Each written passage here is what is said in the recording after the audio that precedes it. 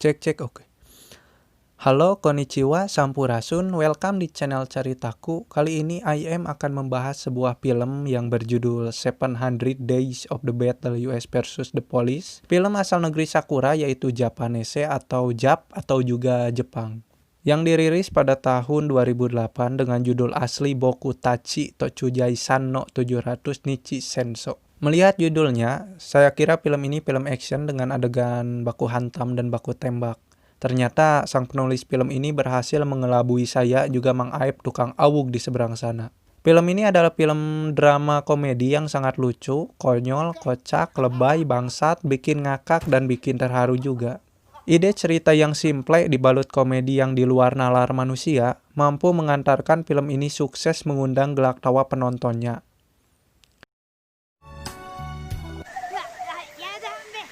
Tanpa banyak bacot dan banyak nyunghur, langsung saja kita bahas alur ceritanya.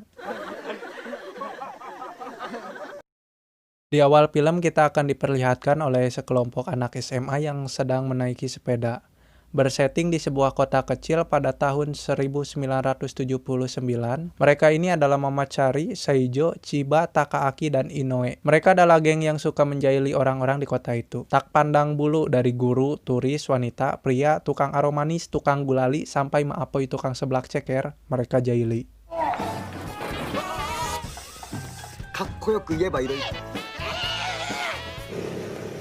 Suatu hari, Seijo sedang mengendarai motornya sambil hahaluangan atau bernyanyi. Kemudian diberhentikan oleh seorang polisi karena melanggar batas kecepatan. Padahal kecepatan motor Seijo itu sedang-sedang saja, agak kekebutan gitu. Polisi ini bernama Chujai. Polisi muda yang menjabat sebagai kepala polisi di kota itu sangat patuh akan peraturan dan tata tertib lingkungan. Seijo pun ditilang. Dan inilah awal mula peperangan mereka dengan polisi tersebut. Tidak terima dengan perlakuan itu, Seijo bersama geng sekolahnya yang dipimpin Mamachari kemudian memutuskan untuk balas dendam.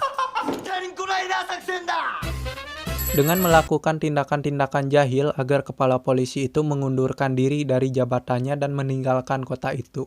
Mereka pun membuat rencana. Operasi pertama mereka disebut Operation Storm Rider, di mana Mamachari and the Gang mengendarai sepeda dari atas turunan dan membuat alat pengukur kecepatan yang dijaga Chujai dan rekannya itu berbunyi. Awalnya polisi itu hanya mengabaikan. Namun, Mamachari dan kawan-kawan melakukannya berulang kali, hingga alat pengukur itu terus berbunyi, sampai pada akhirnya membuat mereka harus ditilang dan digiring ke kantor polisi.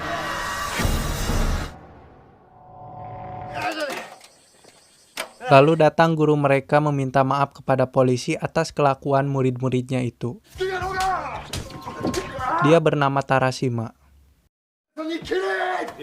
Mereka pun dibebaskan. Setelah kegagalan itu, mereka tak menyerah. Hari berikutnya, mereka memakai trik berjalan kaki dengan nama Operasi Metal Storm, yaitu membawa benda dari besi-besian atau logam seperti suling, kendang, angklung, pokoknya yang bisa dideteksi oleh alat pembatas kecepatan itu.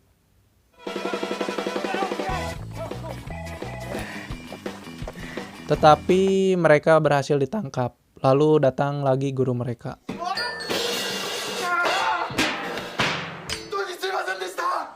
Hari selanjutnya, Seijo mengajak teman SMP-nya untuk melakukan rencana selanjutnya. Dia bernama Jamie. Kemudian datang seorang wanita yang Big Bob and the Big Teeth.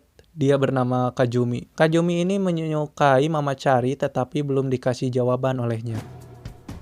Saat malam tiba, Pak Polisi itu sedang beberes kantornya. Tiba-tiba datang Mamachari dan kawan-kawan memakai topeng dengan menaiki sepeda berboncengan. Karena berboncengan sepeda itu dilarang, polisi itu pun langsung mengejarnya. Lalu mereka menembakinya dengan kembang api. Lagi-lagi mereka ditangkap. Singkat cerita, mereka berkumpul di kafe untuk menyusun operasi selanjutnya, yaitu menaruh buku-buku bokep di kantor Pak Polisi. Kemudian datang wanita cantik. Semua mata tertuju padanya. Terutama Mamachari yang langsung jatuh cinta pada pandangan pertama. Cie.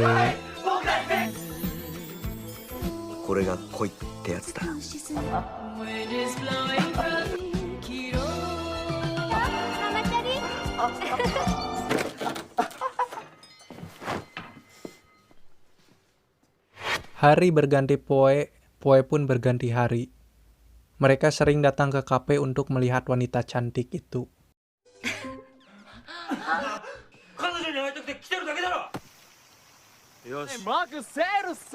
Rencana berlanjut, dibantu Tsujima untuk mengumpulkan buku bokep. Karena dia ini lebih tua dari mereka, jadi dengan mudah bisa membeli buku-buku khusus son dewasa itu. Kali ini Mama Cari yang ditunjuk untuk melakukan misi biadab itu. Ketika Pak Polisi sedang berpatroli, Mama Cari langsung melancarkan aksi dengan menabur-nabur buku bokep di kantornya.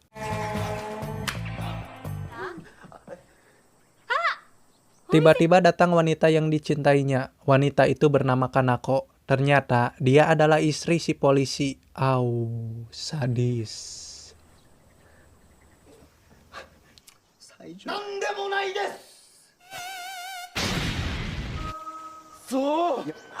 Suatu hari ketika Mama Cari dan Inoue sedang ngopi santuy, melihat Pak Polisi sedang menjemput seorang wanita. Mereka mengira bahwa Pak Polisi ini sedang selingkuh dan mereka mengejar Pak Polisi. Ternyata wanita itu adalah adik istrinya. Dia bernama Minako. Inoue pun mulai menyukainya dan mereka pun membantu Inoue untuk mendekati Minako.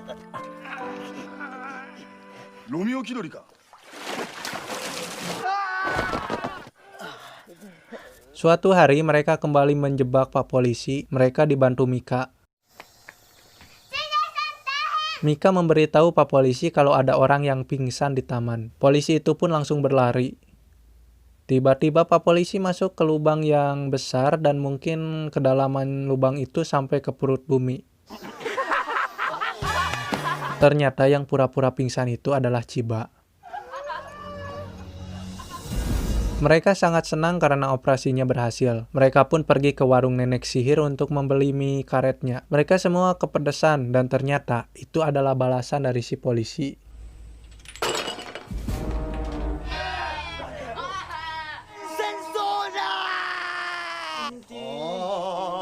Di kemudian hari, Mama Cari and the Gang tak menyerah. Lagi-lagi mereka membuat kejailannya dengan mencuri barang di toko elektronik Mang Nanang. Lalu mereka dikejar dan ditangkap oleh polisi. Kemudian polisi itu membuka tas yang mereka bawa. Ternyata isi tas itu adalah lap super bau yang sengaja mereka buat. Dengan komposisi cuci kain lap dengan cubluk, lalu tuangkan 2 botol susu Godzilla, aduk dengan sapi dan bangkai ikan, diamkan selama 8 hari 8 malam, dan jadi.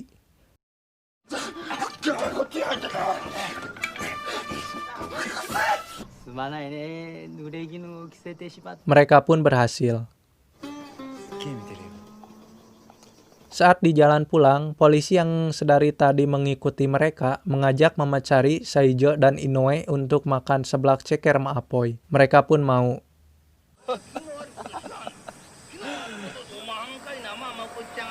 Tapi malah dibawa ke bukit yang jauh dari kota. Di sana polisi itu menceramahi untuk lebih memikirkan masa depan mereka daripada heherian gak jelas gini.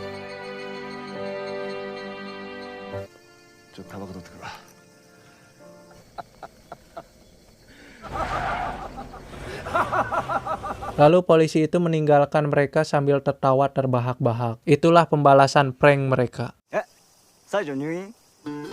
Di hari selanjutnya lagi, Mama Cari and the Gang menjenguk Saijo yang masuk rumah sakit gara-gara...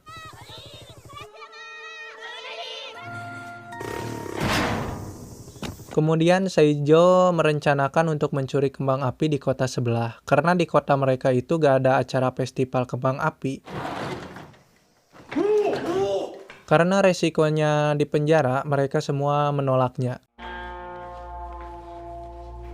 Mama Cari yang ketinggalan dompet harus kembali lagi ke kamar Saijo. Dan tanpa disengaja mendengar percakapan Saijo dan Mika. Ternyata Mika ini sedang sakit dan tidak mau dioperasi. Dia berjanji akan dioperasi bila melihat kembang api. Namun pihak rumah sakit tidak mengizinkannya untuk keluar. Mama Cari pun membantu dan berjanji kepada Saijo akan membawa kembang api dan meledakannya di dekat rumah sakit agar terlihat oleh mereka. Mama Cari menyusun strategi untuk mencuri kembang api, kemudian menyebarkan surat kepada kawan-kawannya untuk berkumpul jam 4 sore di dekat Walungan Cimanuk. Karena dia tidak bisa melakukannya sendirian.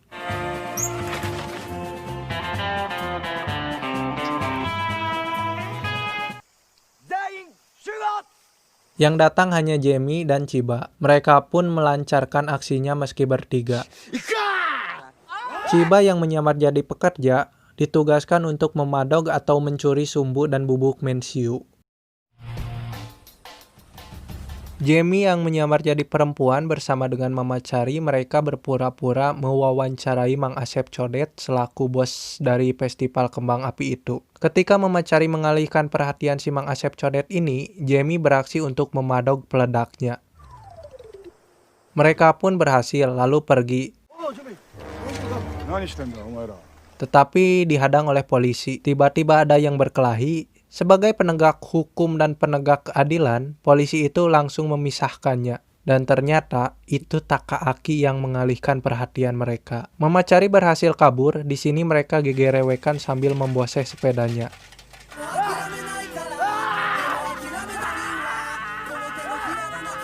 Jujur, di sini saya terhura melihatnya. Setelah sampai di tempat awal, polisi itu pun berhasil mengejarnya dengan mobil, mencoba mencegah mereka untuk tidak meledakkan kembang api. Lalu mobil Pak Polisi dicuri, ternyata itu adalah Inoue dan Tsujimura. Lalu Takaaki sampai di tempat itu, dan mereka berhasil menyalakan kembang apinya.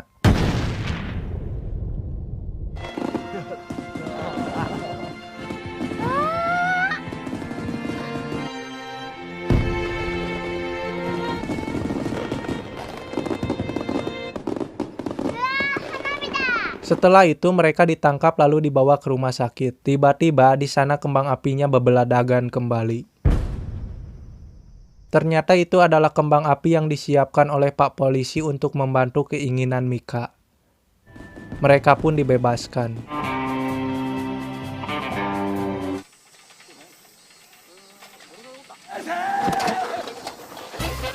Terima kasih yang sudah menonton video ceritaku. Jangan lupa di like and di subrek gitu tah. Semoga kalian sehat selalu dan banyak uang. Arigato gozaimashita, ikeh kimochi, and see you. Hatur nuhun.